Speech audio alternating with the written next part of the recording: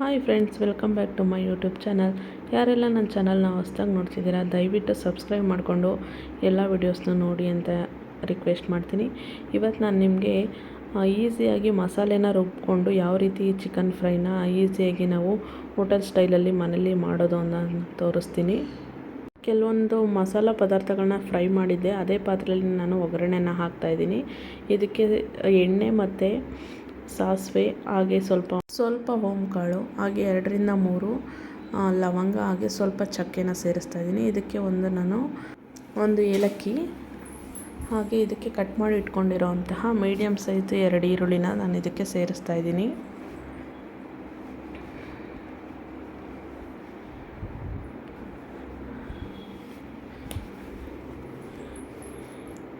ಈಗ ನೀಟಾಗಿ ಇದನ್ನು ಈರುಳ್ಳಿನ ಫ್ರೈ ಮಾಡ್ಕೋಬೇಕು. ಇದಕ್ಕೆ ನಾನು ರುಬ್ಬಿಟ್ಕೊಂಡಿರೋಂತಹ ಶುಂಠಿ ಬೆಳ್ಳುಳ್ಳಿ ಪೇಸ್ಟನ್ನು ಸೇರಿಸ್ತಾ ಇದ್ದೀನಿ. ಇದೆರಡು ಕೂಡ ಹಸಿ ಸ್ಮೆಲ್ ಹೋಗೋವರೆಗೂ ನೀಟಾಗಿ ನಾವು ಅದನ್ನು ಫ್ರೈ ಮಾಡ್ಕೋಬೇಕು.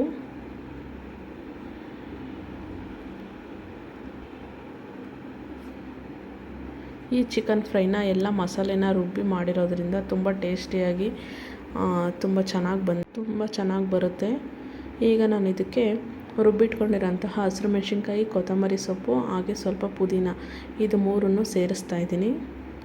ಇದನ್ನೆಲ್ಲ ನಾವು ರುಬ್ಬಿಟ್ಕೊಂಡಿದ್ದೆ ಮುಂಚೆನೇ. ಸೊ ಅದನ್ನೆಲ್ಲ ನಾನು ನೀಟಾಗಿ ಸೇರಿಸಿ ಹಸಿ ಸ್ಮೆಲ್ ಹೋಗೋವರೆಗೂ ನೀಟಾಗಿ ಅದನ್ನು ಬಾಡಿಸ್ತೀನಿ.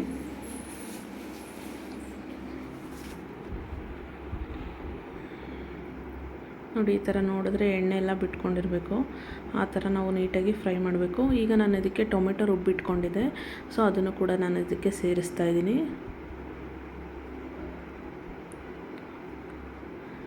ಈಗ ನೀಟಾಗಿ ಇದನ್ನು ಕೂಡ ಮಿಕ್ಸ್ ಮಾಡಬೇಕು. ಹಾಗೆ ಒಂದು ಚಿಟಿಕೆ ಆಗುವಷ್ಟು ನಾನು ಇದಕ್ಕೆ ಅರಿಶಿನ ಸೇರಿಸ್ತಾ ಇದ್ದೀನಿ.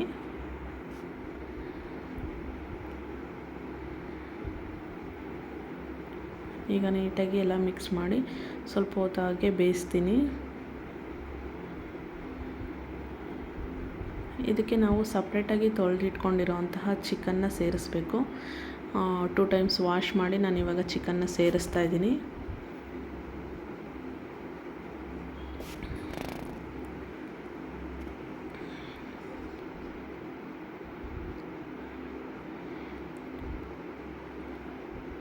ಈ ಥರ ಎಲ್ಲ ನೀಟಾಗಿ ಚಿಕನ್ನ ಸೇರಿಸಿ ನೀಟಾಗಿ ಎಲ್ಲ ಮಸಾಲೆನೂ ಕೂಡ ಚಿಕನ್ಗೆ ಸೇರಬೇಕು. ಆ ಥರ ನಾವು ನೀಟಾಗಿ ಮಿಕ್ಸ್ ಮಾಡಬೇಕಾಗತ್ತೆ. ಸ್ವಲ್ಪ ನಿಧಾನಕ್ಕೆ ನೀಟಾಗಿ ಮಿಕ್ಸ್ ಮಾಡಬೇಕು. ಮಿಕ್ಸ್ ಮಾಡೋ ಟೈಮಲ್ಲಿ ಉರಿನ ಸ್ವಲ್ಪ ಕಡಿಮೆ ಫ್ಲೇಮ್ನಲ್ಲಿ ಇಟ್ಕೊಂಡು ನಾವು ಅದನ್ನು ನೀಟಾಗಿ ಮಿಕ್ಸ್ ಮಾಡಬೇಕು. ಇಲ್ಲಾಂದರೆ ತಳ ಹಿಡಿಯೋ ಚಾನ್ಸಸ್ ಇರುತ್ತೆ. ಸೊ ಹಂಗಾಗಿ ಸ್ವಲ್ಪ ಫ್ಲೇಮ್ನ ಕಡಿಮೆ ಇಟ್ಕೊಂಡು ನೀವು ನಂತರ ಮಿಕ್ಸ್ ಮಾಡಿದ್ದೆಲ್ಲ ಆದಮೇಲೆ ಸ್ವಲ್ಪ ಫ್ಲೇಮ್ನ ಜಾಸ್ತಿ ಮಾಡಿಕೊಂಡು ನಾವು ಇದೇ ರೀತಿ ಬೇಯಿಸಬೇಕು. ನೋಡಿ, ನೀಟಾಗಿ ಕುದಿ ಬಂದಿದೆ. ಹಸಿ ಸ್ಮೆಲ್ ಹೋಗೋವರೆಗೂ ನೀಟಾಗಿ ಬೇಯಿಸಬೇಕು.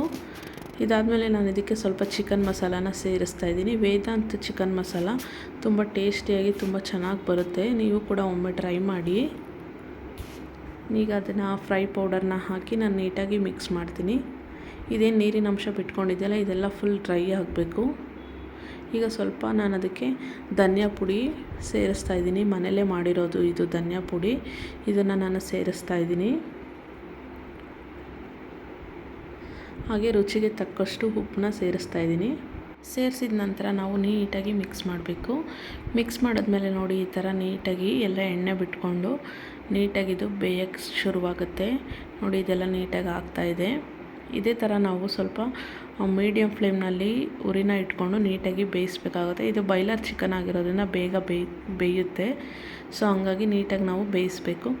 ಅದಾದ ನಂತರ ಬೆಂದಿದ್ದಾದಮೇಲೆ ನಾನು ಅದಕ್ಕೆ ಕಟ್ ಮಾಡಿ ಇಟ್ಕೊಂಡಿರೋಂತಹ ಕೊತ್ತಂಬರಿ ಸೊಪ್ಪನ್ನ ಲಾಸ್ಟಲ್ಲಿ ಸೇರಿಸ್ತಾ ಇದ್ದೀನಿ.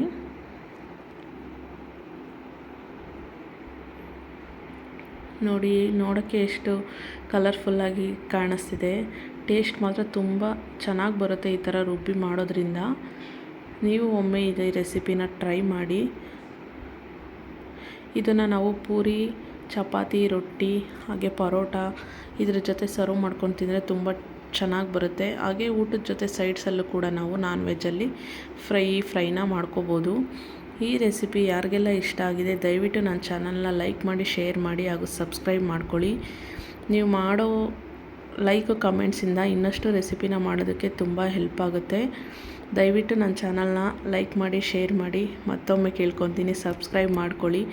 ಈ ರೆಸಿಪಿ ಇಷ್ಟ ಆಗಿದೆ ಅಂತ ಅಂದ್ಕೊತೀನಿ. ಇದಾಗಿತ್ತು ಇವತ್ತಿನ ರೆಸಿಪಿ. ಯಾರೆಲ್ಲ ಹೊಸದಾಗಿ ಕುಕ್ಕಿಂಗ್ನ ಕಲಿತಿದ್ದೀರಾ, ನನ್ನ ಚಾನಲ್ನಲ್ಲಿ ತುಂಬ ಸುಲಭವಾಗಿರುವಂತಹ ರೆಸಿಪಿಗಳನ್ನ ನಾನು ಮಾಡಿ ತೋರಿಸಿದ್ದೀನಿ. ದಯವಿಟ್ಟು ಹೋಗಿ ಒಮ್ಮೆ ಚೆಕ್ ಮಾಡಿ ಎಲ್ಲ ರೆಸಿಪಿಗಳನ್ನ ನೋಡಿ ಅಂತ ಹೇಳ್ತೀನಿ. ಮಸಾಲೆ ರುಬ್ಬಿ ಹಾಕ್ತಲೇ ಮಾಡಿರುವಂತಹ ಚಿಕನ್ ಫ್ರೈದು ಒಂದು ವಿಡಿಯೋ ಇದೆ.